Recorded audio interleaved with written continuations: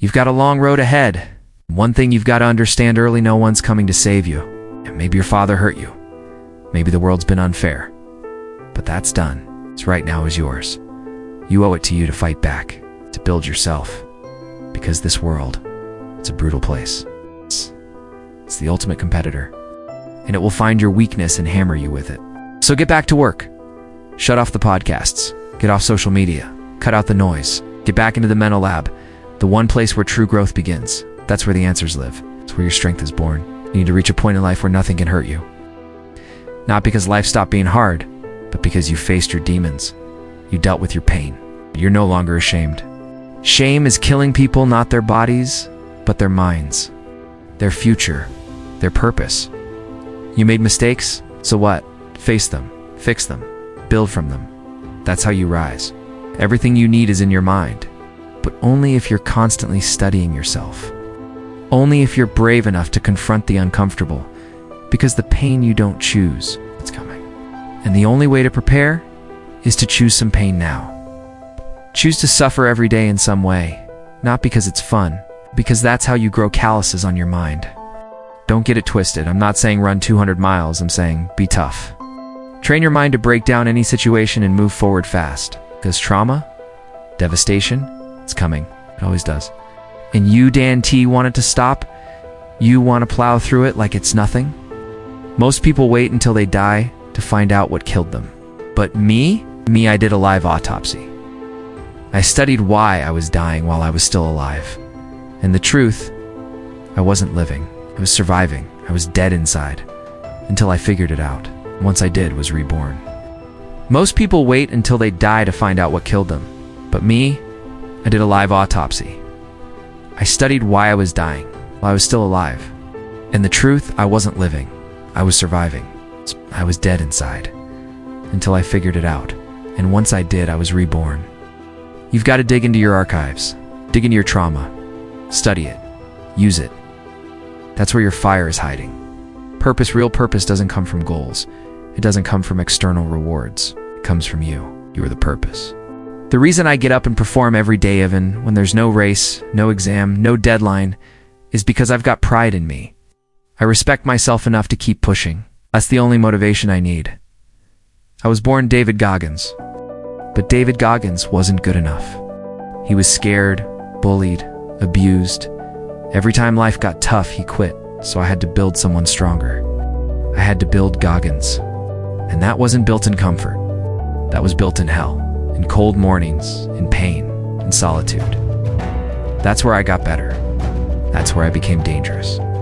But even when you're hungry, stay humble. There's power in humility. Let me tell you a story. There was a janitor at the Air Force Academy. No one knew who he was, but he had a secret. He'd won the Medal of Honor, the highest military award. Yet he never bragged. Picked up his broom, his rag, and he worked. That's humility. That's real strength. Now, he didn't need applause. He didn't look down on anyone. He just served, quietly, powerfully. That story stuck with me, because I've been in the dungeon. I've been beneath rock bottom. And that's where my knowledge comes from. That's why I help people, because I know what it's like to suffer. You've got to be your best, especially when you feel your worst. Motivation, it fades. Discipline, it's good, but without a clear mind, even discipline fails. Imagine your brain is a garage. If it's cluttered, if everything's piled in a mess, how are you going to find anything? That's why your habits don't stick. That's why you fall off track. Because your mind is chaos. You've got to organize that mind.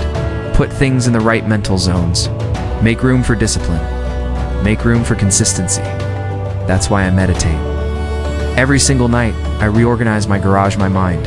So when I wake up, not running for war, not running late, not distracted. I've already armed myself before the world throws a punch. And now, the truth, it hurts. But it's the only place to start. You want toughness? You won't find it in comfort. You'll only find it when you're drowning, desperate, cold, broken. That's where you meet yourself. That's the starting point. And here's the thing.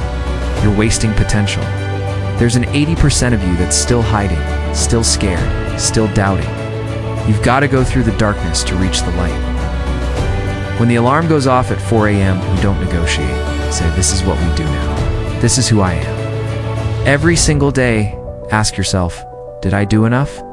And once that becomes a habit, you'll stop relying on motivation. It becomes who you are.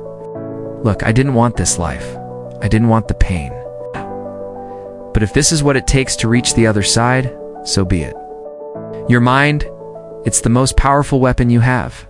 Not your phone, not Google, not your comfort zone. When you're alone, truly alone, your mind is all you have.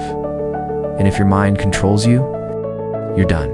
You've got to flip the switch. You've got to take the reins. Back then, all I knew was hard work, couldn't read, ate it again. Still didn't get it? Write it down, write it again, again. No escape, no one last try, just work.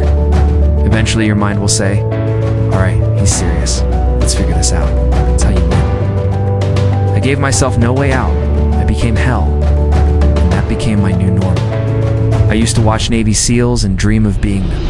Not because I wanted glory, but because I wanted respect. I wanted to finish, not be better than others. Just be the kind of man who doesn't quit. And I started to feel victory not from winning, but from stepping into the battle every single day. That's power. That's transformation. So when people ask, how did you do it? You already know the answer. You do the work. You dive into the pain. You face it, you fight it, and you don't flinch. Because on the other side of suffering is you, the real you, the one that was meant to rise.